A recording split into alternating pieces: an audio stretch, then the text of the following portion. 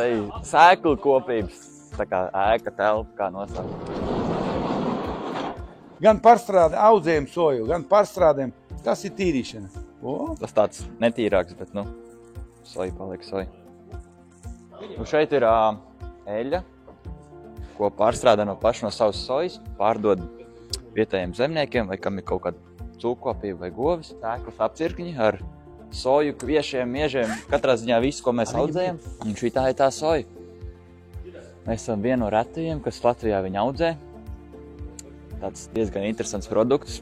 Visu laiku ir visādi izaicinājumi, bet, kur tā lauksaimniecībā bez izaicinājumiem? Tas ir interesantāk, jautrāk. Nekad nav garlaicīgi katrā ziņā. Tā ir aktīvā ventilācija, viss notiek ar gaisu, vēju. Tālāk ir gan kvieši, gan visu pārējo. Jā, te ir kvieši. Kā jau teicu, paši visu sēklu tīram, pārstrādājam, kodinam. Safasējam maisos un uz lauku, vai arī dažkārt pārdodam.